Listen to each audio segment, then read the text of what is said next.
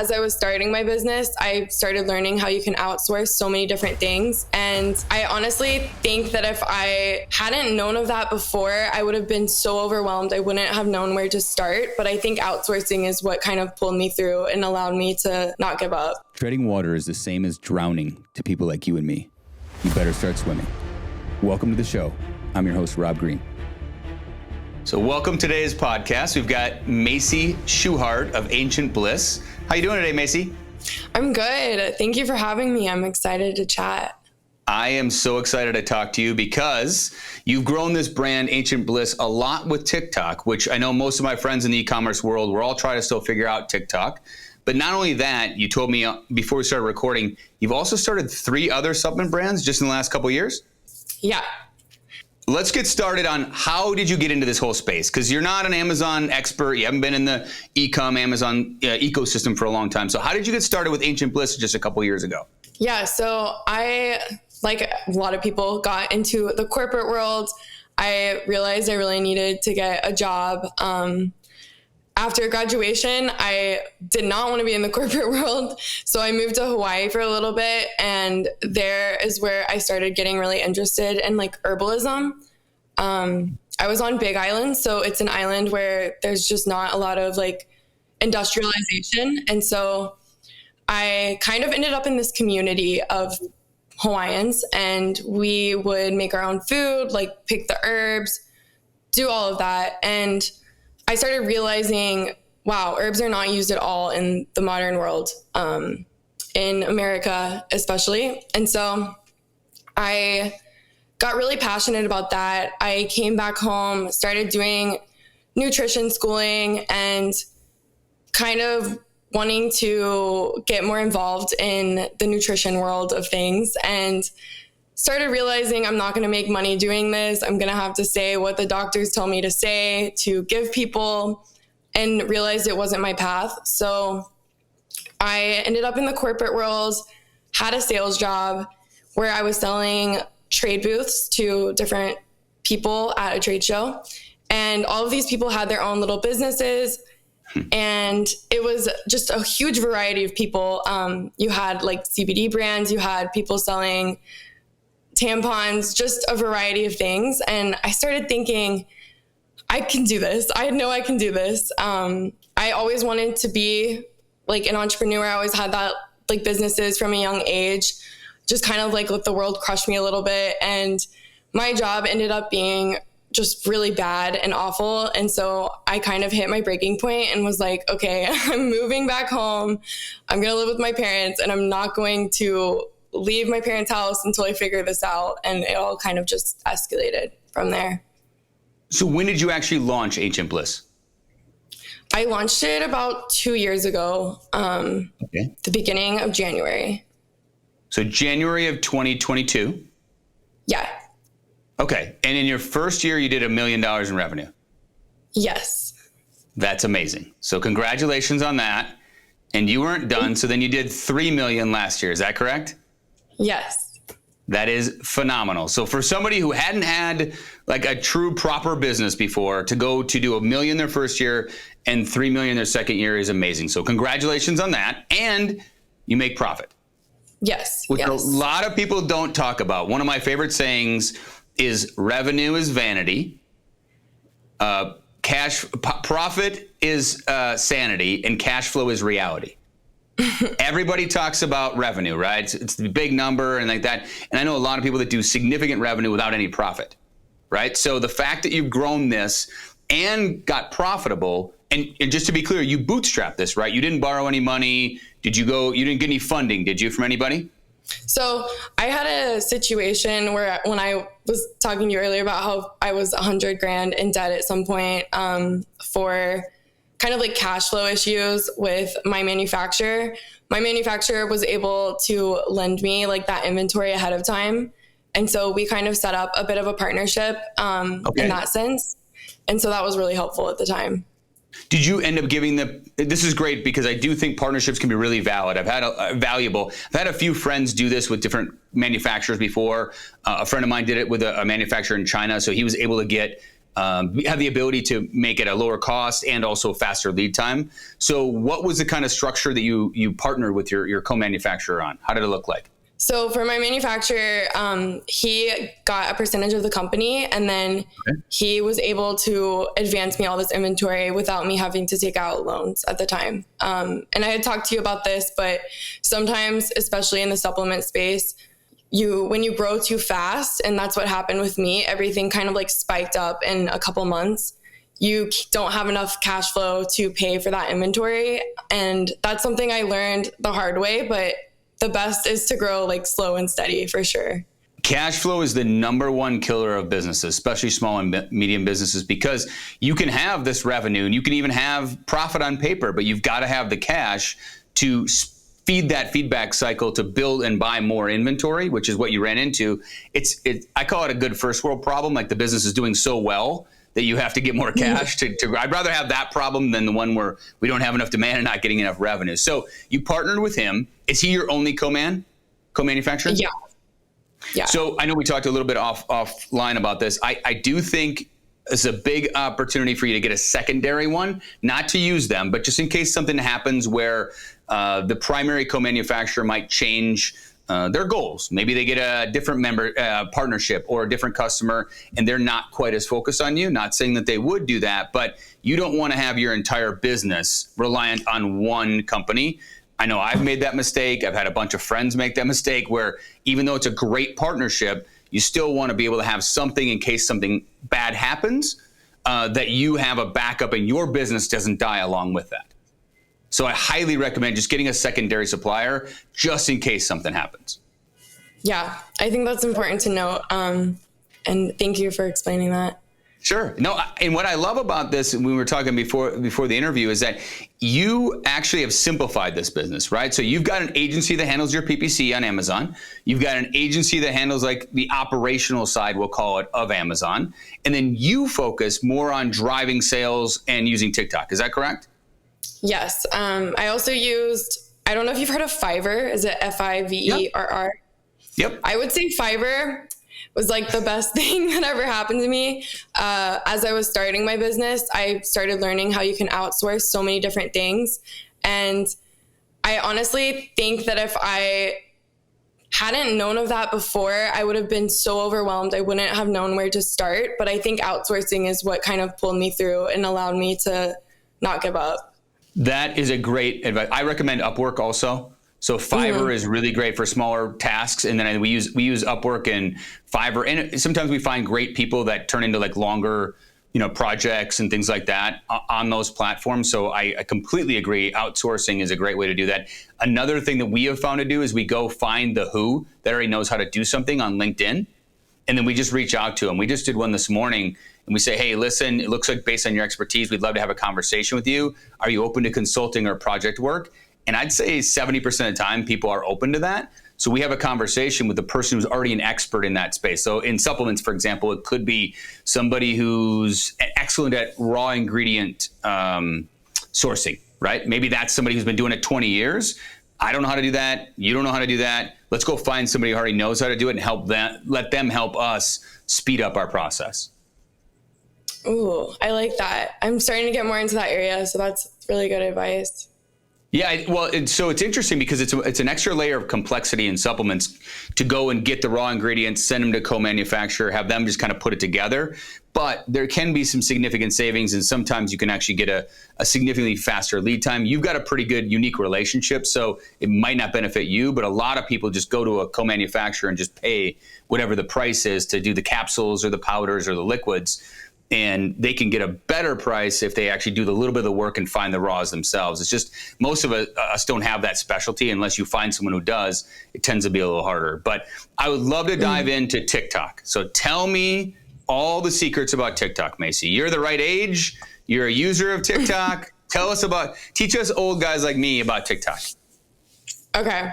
And I also, when we talk about our secrets and stuff, and what we've used that helped us and what works, I really do feel like there's no such thing as competition. So sometimes people are like, why do you share this? Why are you giving out this information? But I really don't believe in competition. I believe that there's always a market for whatever niche that you have, as long as you find a product that's like good and working and something that solves a problem, even on a small scale, there's always an audience. So love it. I'm gonna dive in with TikTok. Okay. So when it comes to socials, as we know, they drive a lot of traffic, and it's really good for low cost marketing. So right now there's Instagram, Twitter, TikTok, Pinterest, all of these different platforms. I would say majority of people right now are on TikTok, younger people, but there's also surprisingly a lot of older people on TikTok.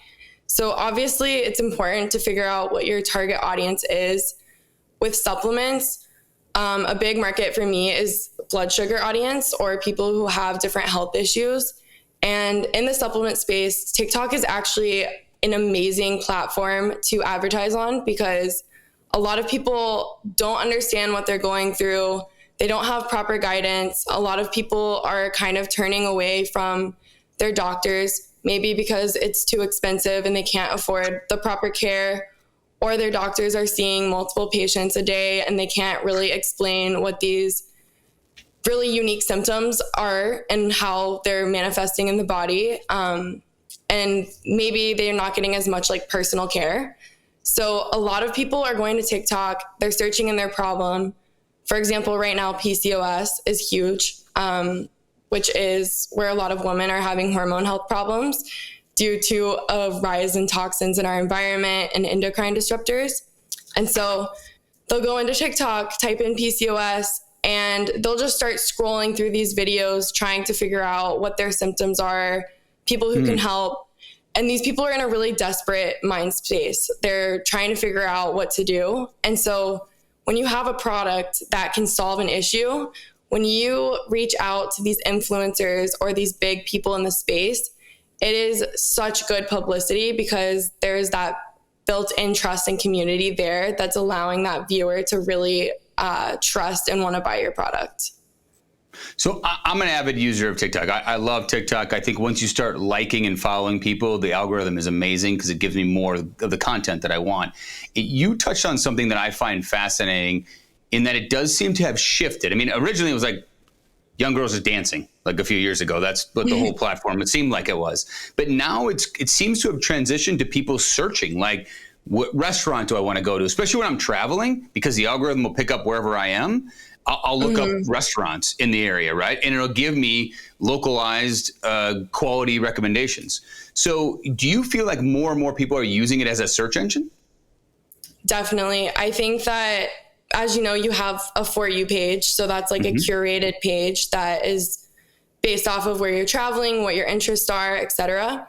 And so I think people are getting information on that, but then also they're going in and specifically wanting to learn about something. So now it's kind of becoming the new Google search engine, because a lot of people aren't wanting to read a long essay anymore. They're just wanting a quick 10-minute or 10-second video just explaining something quickly with visuals. Okay, so love this idea. Really great. It sounds like you've capitalized on it to a wonderful degree, because I'm assuming when you started doing this, I mean, TikTok shops just started like 5 months ago. So when you were doing it, it was more organic. And then were they overflowing? Were the customers then going to Amazon to buy, or were they going to your site to buy after you were introducing your product to them? How did that work?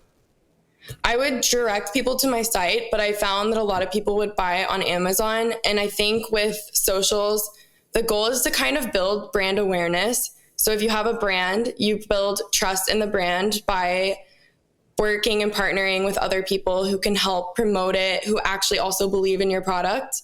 And that builds trust among people. They start hearing the brand name, they start recognizing the product. And maybe after seeing a few videos, they're like, okay, I really want to try this. And they kind of take it up on their own to go search the product, versus it being a targeted ad that's like, buy this here.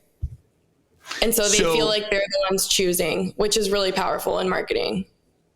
Agree completely. We've done some, I would call micro and nano influencers over the years. How do you choose what people you want to work with to do the videos? Yeah, so there's definitely a lot of trial and error. You're going to have some people that hit, some people that don't. The algorithm can also be really just unique and what it pulls and what it is going to put out there for people. So there's really no like perfect formula. I really like to look at engagement. So it used to matter a lot more, but follower count, likes, none of that stuff matters. People can easily pay for that now. It's really important to look at how many comments people have on their videos, how many saves they have, because a save means somebody's going to go back and look at that video. And it's really powerful to look at their kind of community.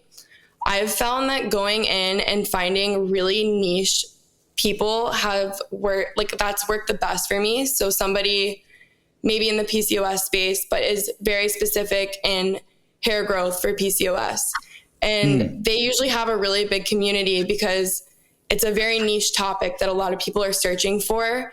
And it is going to build a stronger community than a very like general, larger account. Those people I find to be more passionate also. Yes. And I think being passionate about your product, I think is the most important thing. If you want to use socials for advertising, I think that the people you work with can feel your passion. And I think finding people who are also passionate can just create such a strong like energy field around that product that makes other people naturally want to buy it. So I love to get in the weeds. So Macy, if you don't want to get too deep, you let me know. But I think that this is really important for a lot of marketers because anytime a new platform comes out, there's this trial and error, like you said. And it seems like you've kind of cracked the code on TikTok. So now that you've got this influencer process that you've built out to outreach, find the right influencers, have you transitioned over to TikTok shops at all? Or are you still really focused on the organic side of the influencer market? Yeah, so it's interesting because TikTok shop is a whole different animal. The more you learn about it, the more you're realizing they're trying to become the new Amazon and compete with Amazon. Yep. And it's super interesting. I wouldn't say I've cracked the code yet for TikTok shop. I have noticed though that I think that sometimes there's this fine line between making someone feeling like they're sold to versus making someone feel like they're choosing to buy something. And I think for different products, it might work differently. When it comes to supplements, I find that the longer term customers and the subscriptions, which I think builds a more sustainable business model, are going to come from people who have watched multiple videos of people in their niche and feel like they have ultimately made that decision to buy that product through educational content. Whereas I think sometimes when you sell a product just directly through an ad or a TikTok shop, those are more the people that are going to try it once and then maybe not buy it again because they don't understand the proper like reasoning behind why they're taking it or what the benefits are or all of those things. So I think it just kind of depends on the product too. No, I like to hear that you're going the educational route. I mean, a lot of the brands that have done well on social, like Bloom Nutrition is a good example. Everybody and their brother had a Bloom Nutrition video in 2021. Like, I mean, there was like 8 million videos about Bloom Nutrition, right? Yeah. As opposed to more, and that was more like the mixing and the dancing and the songs more than I think than anything else. But it worked, right? They blew up and did tons of revenue, and they drove a lot of their revenue to Amazon because of that. And that's one thing, I look at a lot of the data on Amazon. I've seen this where companies have done the organic or the shop support, even the shop side. There's so much overflow that goes to Amazon that it increases their ranking on Amazon. They sell better on Amazon. It starts the flywheel on Amazon because Amazon seems to really reward outside traffic, right? They're not paying for it. They love outside traffic. 100%. So it gives you a little bit more ranking. Did you see the same thing with your business? 1,000%. I started on Facebook and I really love that platform as well. And because there is still a really large audience on Facebook that's not getting tapped into because I feel like there's not as many people promoting as there maybe is on Instagram versus the audience size. So when I started on there, I started noticing the more I was promoting outside of Amazon, the more the algorithm was naturally like favoring my products. And I even noticed that with PPC spend, the more I'm doing on PPC, the more the algorithm's favoriting you. And at the end of the day, Amazon just wants you to bring them traffic and give them money. And the more that you're doing that, the more they're going to favor your products. I would agree. There's one really crazy example that I found just a couple months ago. It's a coconut pulling oil. You put it in your mouth, you swish it around, from a company called Guru Nanda.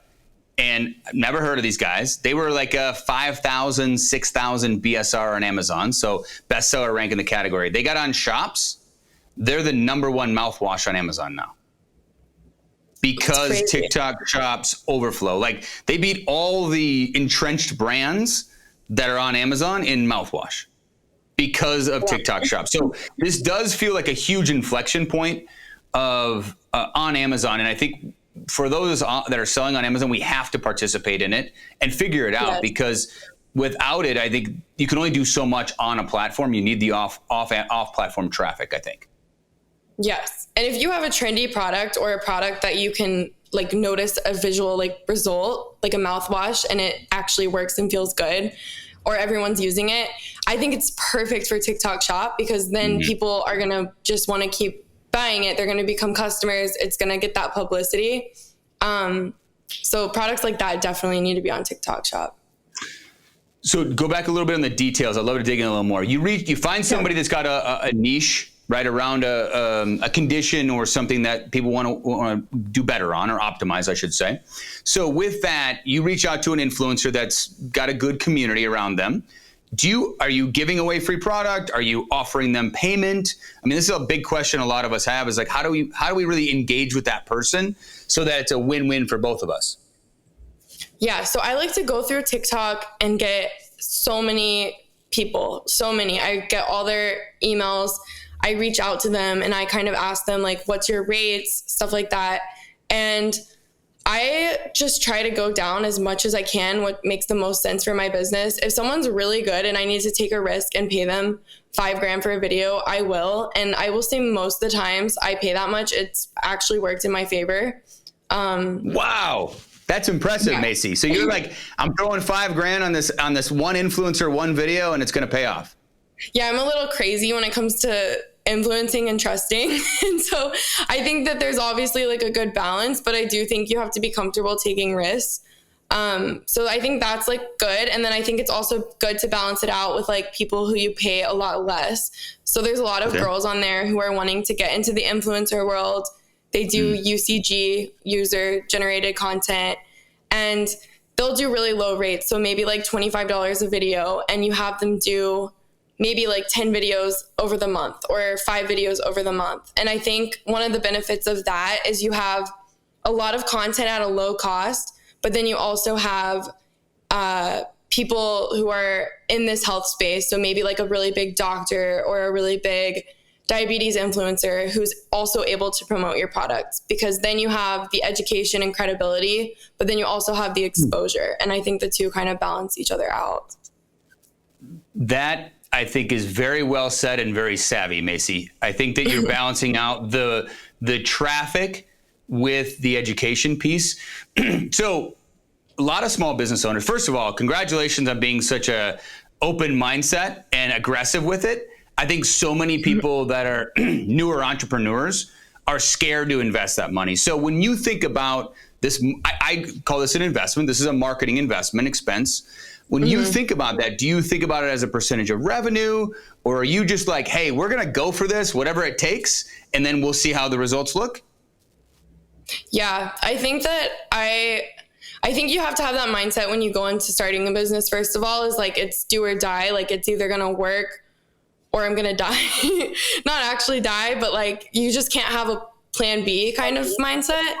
And then I think that I just don't think about, I mean, I got really comfortable living at home with my parents and just putting my money into my business. And I think that the most successful businesses, and I'm sure you were probably like this with yours, but like, are the ones that you treat like your child. Like, you put all of your money back into it. I'm not looking at it like, oh, with this $5,000, I could have gone on vacation or done this. I'm looking at it like, with this $5,000, I can grow this business to this much more, which means in X amount of years, like, I'm going to like sell it for this much and be able to do whatever I want. I love that mentality. Every business I've ever started or purchased, I've always thought about it as if I cannot take a penny out for the first 18 months, no matter what happens.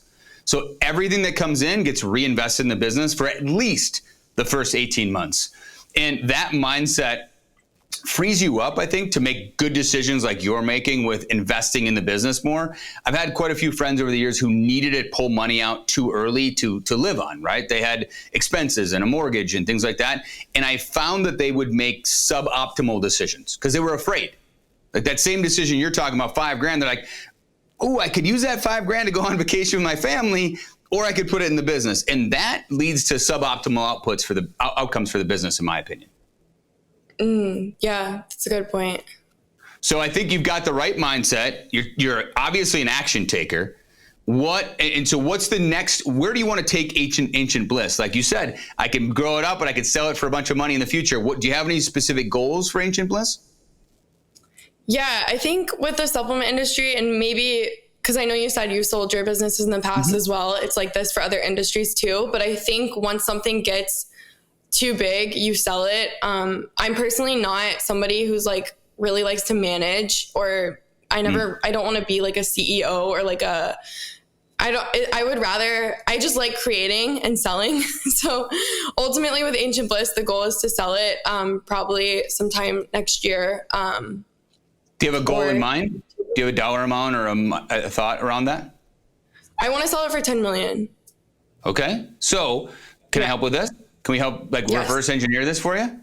So how I think about it. So the market today the more background, before 2020, and a lot of these guys came in, Thrasio and these aggregators came in and they raised a bunch of money and they bought businesses in this space.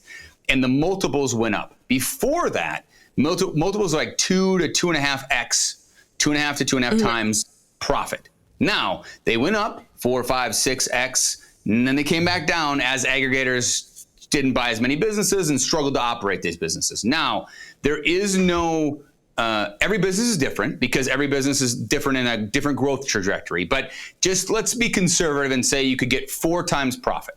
We'll be conservative. You might be able to get way more than that because you might have a recipe or a blueprint for TikTok that the acquirer wants to acquire and apply to their bigger brands. Like you could find a strategic buyer. That would be your ideal situation, Macy. And then they might pay more money. But let's just say it's 4x the multiple. So that means you need to make $2.5 million. Okay. So $2.5 million in profit, sell the business for $10 million. To get to $2.5 million in profit in supplements, you probably need to do around $10 million. $10 million in revenue would generate $2.5 million, which would be 25% net profit. Then you could sell it for $10 million. So you've got to devise a path to get to 10 million in revenue, 2.5 million in profit. And I'm not saying you should or shouldn't sell. You now have a sellable business in the range that you're looking for, right? That's how I think about it, reverse engineering. So if you have a goal of when you want to do that, you may want to consider, how do I get my current business at 3 million to $10 million in revenue? What products do I need to launch? Do I need to add more 2-packs, 120 day count? Like, what do I need to do to take what I have now to take that business and triple it from where I am right now? Have you gone through this at all or thought about that? Yeah, I really love the way you broke that down, because I think sometimes on the internet, when you're trying to figure out how to value your company and what to do in those areas, it's really hard to find. So that was really well said. Thanks. And yeah, I think those are all really good questions to ask. I think that it's always good to ask. This is how I am, but I always want to ask more than what it actually could sell for at the time as well. So I think that it's always really good to shoot high. And then I think that diversifying with my other brands, I'm hoping to kind of figure out the products that work, move those to this brand, and kind of just see what's trending in the market. Because I think with any industry, if your product is trending at the right time, then you're going to spend the least amount of money on marketing, which is the easiest way to build a company quicker, in my opinion. You keep opening up cans of worms, which lead to more questions. So this is perfect, Macy. I swear to God, we didn't script this. So number one, you in the last 2 years, you've also started 3 other brands. Is that correct? Yes. Okay. In the supplement space, correct? Mm-hmm. Okay. And what was the thought process on doing that? So One, I just love creating. I feel like it's the most fun for me is when I start a new brand. I think it's just the most exhilarating part of all of it. So part of it is just the inability to just stand still. And I think most entrepreneurs can relate to that. These other brands that I have started, I've actually have partners in each one. So it's not a solo thing, which I find to be quite fun. I kind of just got new ideas, wanted to diversify, and I've had issues in the past with like trademarks, with Amazon taking my bestsellers down, with products down, and kind of just this anxiety around Amazon still being in control of my brand at the end of the day. And that's what really drove me to get off Amazon and on Shopify and other platforms, but also to have other businesses in case my trademark failed or something weren't to work out, and I have all my eggs in one basket. So I love that mentality. I think as an entrepreneur myself, we always struggle. I struggle with this. I shouldn't say we. I struggle with this, wanting to do a billion things at once. And the feedback I've received, so this is more of a do as I say, not as I do. I think I did way too much over the last decade in e-commerce, too many different types of brands. One thing I really like that you have decided to do, even though you've gone wider, is you're staying in the same category. I wish I had stayed in one category, and I still should have probably only done one brand, but it would have been even better if I had only done multiple brands in one category, because you get to know that category quite a bit deeper and you have an expertise in that category. Because, I mean, I'll tell you, kitchen and household is totally different than subs, which is totally different than chemicals, which is different than dog products, right? Each category or niche has its own learning curve, right? And I think that was a mistake that I made. And we are narrowing our focus now moving forward and what we acquire and what we start for brands. So I love that you've done that. You also said a little while ago something that I really like. You're testing it in the other brands. And if it works, you're going to also launch that product in your existing brand. Is that correct? Mm-hmm. So I think with competition, if you go and sell the business, you're going to want to think about having another brand selling the same product, like a Berberine, for example, right? They're not going to want you to compete with them because you're a formidable opponent, and they don't want you to compete in a direct way after they buy the business from you. I would recommend a podcast and a book called Built to Sell, which doesn't mean you have to sell the business, but you want to build the business so it is saleable. That's how I think about all of our businesses, is that I build it so that I could take it out of our ecosystem and sell it to somebody else, and they can operate it, and it doesn't take away our core business or our core team, for example. I don't want the whole team to go with it. So that's something you might want to check out also. But I love the idea that you're testing and you're constantly evolving, and it's hard to stay focused. Trust me, it's a big issue for me. I would say partnerships also. I've had a lot of experience with partnerships. I've had some good, bad, and ugly partnerships. So I wish nothing but best for you on partnerships. It's like getting married, Macy. Be super careful. I agree. It's like getting married. It's a big commitment. I told my mom that literally last week. I said, I feel like business partners are I now have a husband. Yeah, for sure. It's very much like getting married. So you want to make sure, this is some easy stuff. I mean, you already got the partnership set up, but make sure you've got clear identifiable goals of what you're going to do, what they're going to do. Make sure there's a really strong operating agreement. Make sure you have the ability to do what you want to do as the core business owner. What I mean by that is, you don't need their approval to sell the business, or you don't need their approval to sell Ancient Bliss, for example. Just don't tie your hands. Keep your optionality that you want in your own hands so you can do what you need to do and make decisions in the future. That's the best advice I could probably give you around that. Cool. Yeah. And I think you made a really good point too on talking about like how when you sell, you wouldn't want the other brands to compete, because I think obviously as a buyer, that would be one of their first concerns. And I'm curious your opinion, but if you were to take those other brands and really niche them down into different target audiences, yet maybe you sold the same, like similar products, but your audience was very different as far as the age group and types of people that you're advertising to, do you think that would be still a concern for them? So it completely depends on the buyer. It's buyer specific. As a buyer myself, I would be concerned if I was going to target those audiences, right? So let's say one of your brands, the demographic is women 20 to 40, and you have the same product and the demographic you're targeting is women 40 to 60. Let's just use that example, right? And I go to buy the business that's targeting women 20 to 40. Well, I want to grow that business. I may want to start targeting another audience with that same brand and same product. It may not be as successful because it's not as targeted, but I still would want that optionality to go after it. And if you're already in that space, it might be harder for me to target that audience. So it's just something to think about as you go through that. And the reality is most likely you're going to have winners and losers.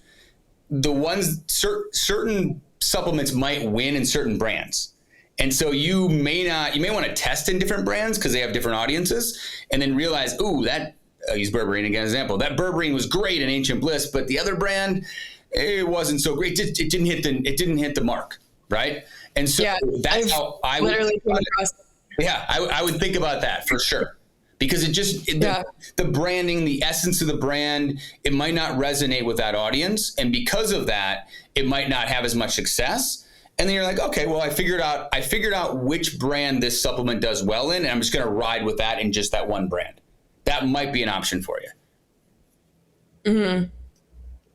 No, it totally makes sense. Are there any other challenges that you're having in the business? I mean, it sounds like you're making money, you're growing, you've got good co-man, you've got an agency running it. Are there any other challenges right now that you see right now to take you to the 10 million that you want to get to?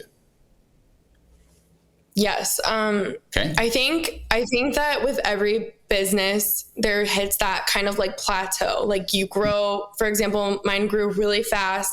Things really started picking up. I started coming out with more products because I had originally thought, if I have more products, then I'll have more income. And what I realized was that's not true. More products does not always mean more income. And unless you have a very strict marketing plan for each product, they're kind of all just going to sit there. PPC is no longer the answer for ranking. A lot of the black hat tactics are gone, so you can't just quickly boost a product. And so I'm realizing it's actually way better to focus slowly on creating products that really resonate at the time and just giving them your all. I think it's way better to give all of your products more, or one of your products all the attention versus 10 at the same time. And that's something that I have just learned. I think one of my challenges now is trying to take my products that I had released and getting those moving, and kind of how we talked about, a lot of sellers that have only a couple products that are their main driver of income. And I think finding ways to boost other products and get those to that same level is what is going to grow the business to that level. I think I need at least maybe 5 to 8 products that are just selling a lot of volume. And I think that's one of the hardest parts, because I think it's almost, once you get 1 or 2 products, I think you kind of hit that point where you're like, okay, now I got to figure out how to get way more than this. And it's not always the same strategy of how you got the first products. So I think that's where I'm running into some troubles. I could share a framework that I use on this that might help you. I'm a numbers data guy, so this is my wheel. You feel like more of an artist to me, Macy. Like you want to create more artistic. That's not me. I can draw a stick figure maybe on a good day. So I am not artistic, but data and numbers all day long. So when we're opposite. This is great. So that's why this is so easy and so fun. I think about, you've got a $7 million gap in revenue, 10 minus a 3, right? So you need to generate $7 million in revenue. So how do we do that? You could launch 70 products that do $100,000 a year. You could go, that's one way to go. You could launch one product that does $7 million a year. Neither one of those are probably going to be successful. You're going to probably need a blend. And I'm a baseball guy too. So I think of you need some singles, you need some doubles, some triples, and then maybe 1 or 2 home runs. But there's no chance all of them are going to be home runs. And even the singles, there's no chance all of them are going to be successful. So I think about it like that. I think you're going to need a mix of opportunities. You're going to have some really high probability this is going to work. I know this is going to work opportunities. And then there might be a few of those, let's swing for the fences. This is an up and coming trend.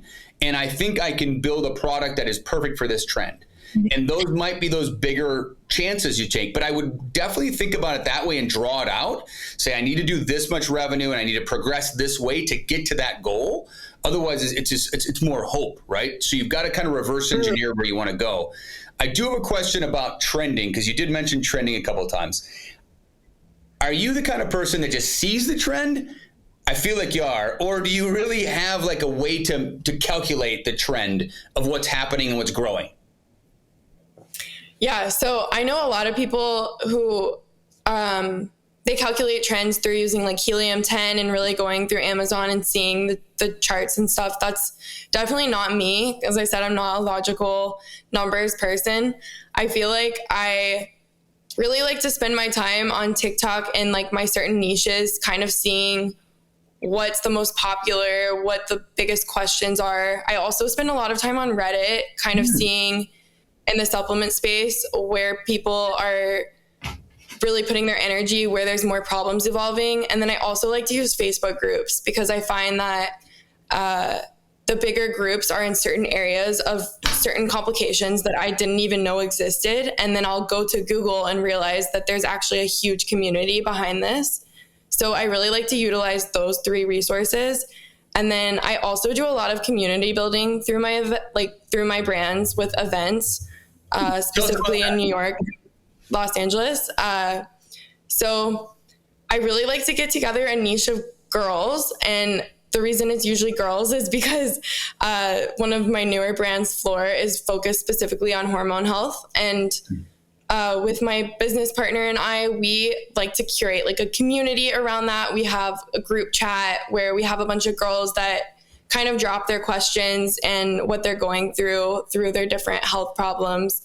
And we have events probably every month or 2 months, and we just connect with everyone. And I feel like there I'm just getting a full face-to-face kind of communication of what is going on right now in these people's lives. And maybe it's just 40 people, but I think when you start small and take a really small community and find what the issues are, what people are curious about, what products interest them, and what could maybe help them, I think that you can bring that to a larger scale and really be able to see what is trending or potentially could be trending. Because as we know, something that's already trending, you're kind of too late. You kind of want to find something that could be trending and then take that to the socials and TikTok and make it trend. And then I think that's where like the big product would be.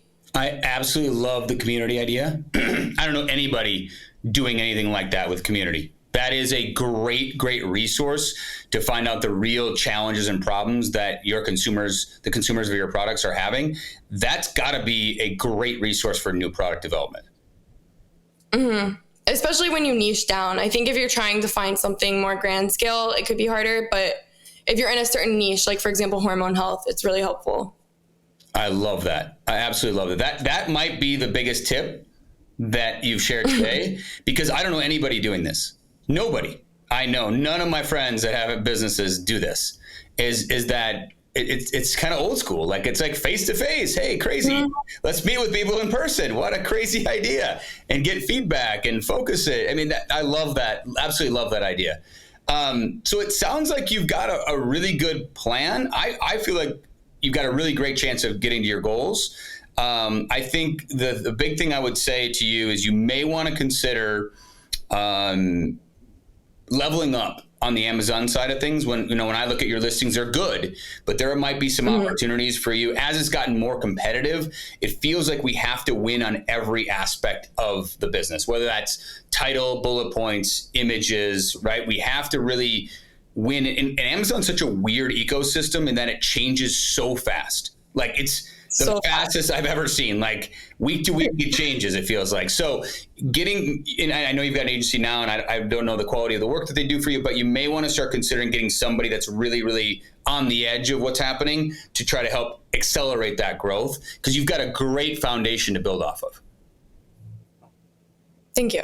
Yeah. I think Amazon is, like you said, it's literally changing almost as fast as TikTok. And it's interesting because all of these socials and channels you have to keep up with. And it's definitely something that you have to change strategies like constantly. Have you created your community in the digital world at all? Do you have like a platform that you use, or do you use Facebook groups, or how do you do that now?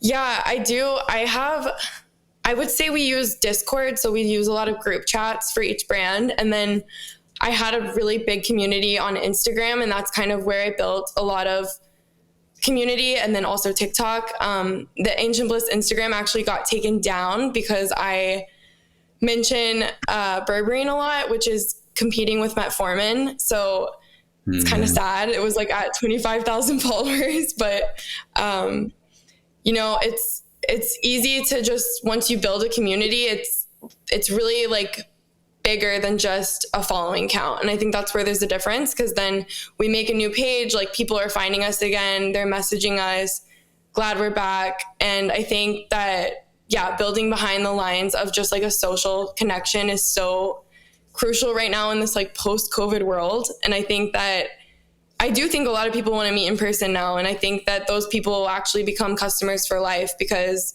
they see a face behind a brand. And I think seeing a face behind a brand is something that's really powerful now, especially on Amazon, because I think that there's so many companies that own so many other companies, and these people don't really know why they're buying from them, and it makes it easy for them to switch to another brand. So I love that. How does somebody like me, who's numbers oriented and a data guy, think about starting to build a community? Like, what would you recommend I do something like that? How would I do something like that?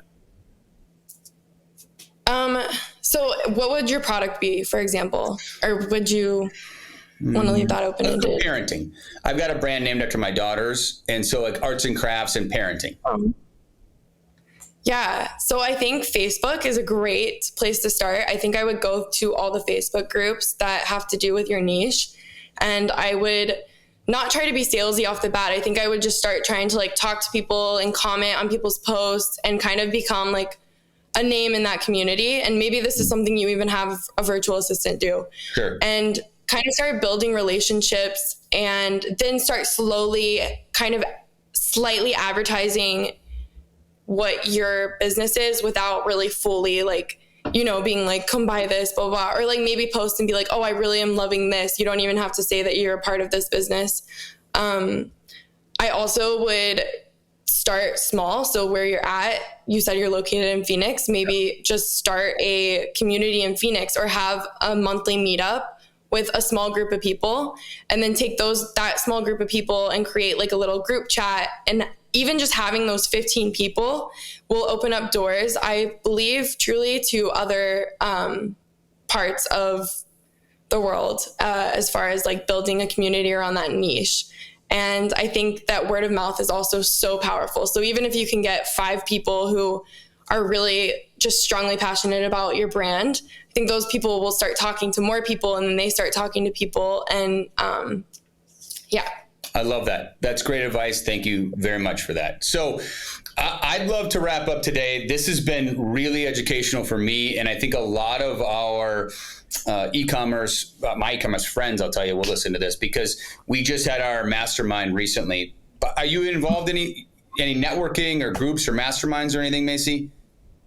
No, I would love to be a part of your mastermind. Mm-hmm. I've been wanting to find the right niches. Like for Amazon, I told you I have trouble finding the right things, because I know there's a lot of just stuff online that's not actually like people meeting up, or it's not worth the time, or it's really far, stuff like that. So, well, we definitely do the face-to-face thing. So give you a little background on it. So we started this, I co-founded with a buddy of mine. This is our 7th year. Everybody's experienced, everybody's got their own brands, and we have 11 core members. And then we typically have 2 to 4 guests. We just did one a couple weeks ago in January. We do it in Scottsdale. We typically rent a couple houses. We get a chef, we get an assistant. And then what we do is we have 2 days of presentations. Everybody has to present, usually a half an hour of value added presentation, and then a half an hour we call board of directors, in which you have the opportunity for everybody to give you advice on your problem. So you've got 10 to 15 experts in e-commerce to give you advice on whatever challenges you have as a board of directors to try to help you. And then, we go to dinner and hang out and play poker or something, or do something fun too. We go skydiving or whatever. So we do another fun activity. But the idea is that we're all helping each other. And that has been probably one of the best decisions I've ever made in my business career, is building a network of people that you want to spend time with, and you want to see, and you want to help, like the right kind of people that want to help. And here's the real key. This is the other big thing we did. nobody makes money off of it. So the only way you stay in the group permanently is by adding value, or we vote you off the island. So that changes the game completely, because now everybody wants to bring value, right? So we all just share the cost. It's like a couple $1,000 for a few days to pay for everything. And then there's nobody making profit off of it. So everybody's incentivized to consistently bring value to everybody else. Wow, I love that. It's so rewarding. It's really, really fun. And it's funny because one of my friends, she's got a home goods product brand and sells pillows. And we have 4 pillows. Everybody in my house has one of her pillows. But like, I see products now in that space. And I'm like, hey, have you checked this out? Have you seen this? Like, we just kind of give advice to each other and help each other because we know each other's business so well. So we should definitely talk offline about coming as a guest. That'd be a lot of fun. Yeah, I would love to. I'm in. That'd be super fun. So thank you so much for your time. If I can ever be an assistance, please reach out. I'd love to stay in touch. And I think you're on your way. I think you're going to make it happen. Thank you. It was really educational on my end too. So thank you for helping with everything. And it was great chatting. Awesome. Thanks. If you enjoyed today's podcast, please subscribe, leave a review, and share with friends.